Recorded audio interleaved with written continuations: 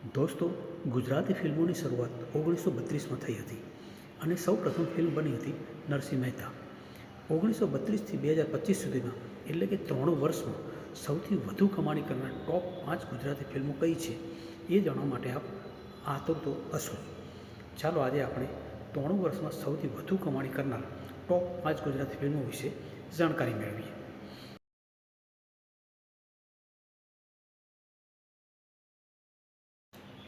ત્રણું વર્ષમાં સૌથી વધુ કમાણી કરનાર ફિલ્મોમાં પ્રથમ નંબરે આવે છે લાલો કૃષ્ણ સદા સહાય તે.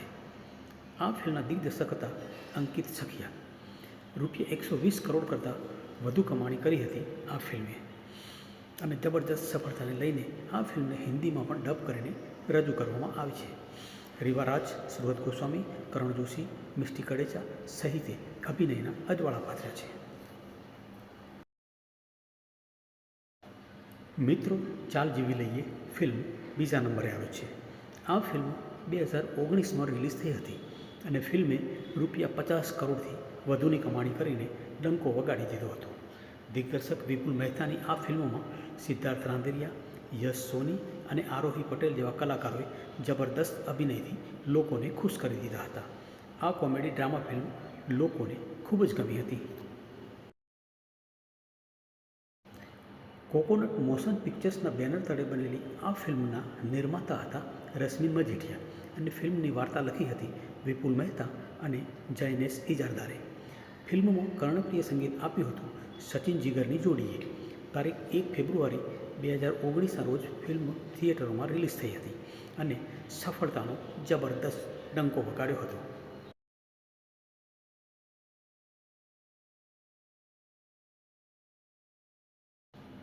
મિત્રો, ટોપ 5 ગુજરાતી ફિલ્મોમાં ત્રીજા નંબરે આવે છે 3 એક્કા.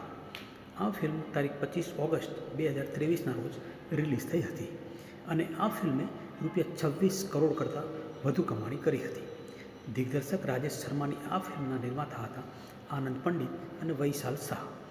ચેતન દૈયા અને પાર્થ ત્રિવેદી દ્વારા ફિલ્મની વાર્તા લખવામાં આવી હતી.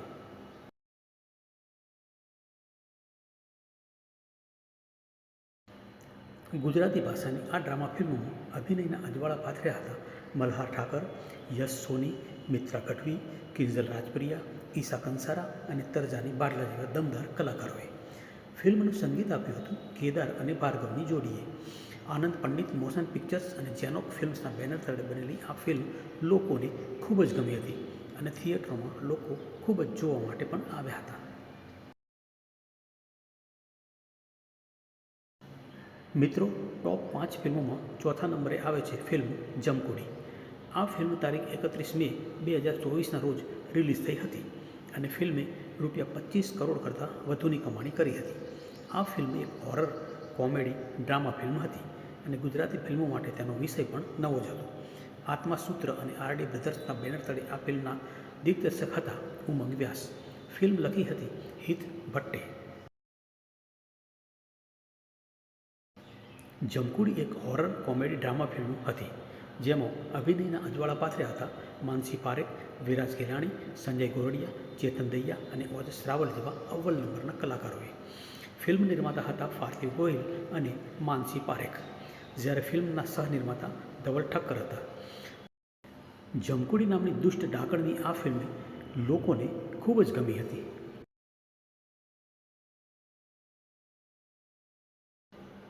ગુજરાતી ફિલ્મો બનવાની શરૂઆત 1932માં થઈ. ત્યારથી 2025 સુધીની સૌથી વધુ કમાણી કરનારી ગુજરાતી ફિલ્મોમાં 5મા નંબરે આવે છે ફિલ્મ ચણિયાટોળી. માત્ર 5 કરોડમાં બનેલી આ ફિલ્મે રૂપિયા 23 કરોડ જેટલી કમાણી કરી હતી. નિર્માતા આનંદ પંડિત અને વૈશાલ શાહની આ ફિલ્મનું દિગ્દર્શન કર્યું હતું જય બોદાસ અને પાર્થ ત્રિવેદીએ. ગુજરાતી કોમેડી ડ્રામા ફિલ્મ લોકોએ ખૂબ જ વખાણી હતી.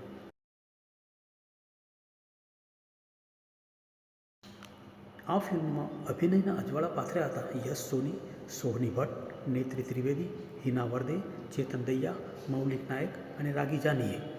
ફિલ્મનું સંગીત આપ્યું હતું કેદાર ભાર્ગવે. અગાઉ દેશ રે જોયા દાદા પરદેશ જોયા ફિલ્મે રૂપિયા 22 કરોડની કમાણી કરી હતી અને સૌથી વધુ કમાણી કરનારી ફિલ્મ ગણવામાં આવતી હતી, પરંતુ આ 5 ફિલ્મોએ તેને પાછળ છોડી દીધી.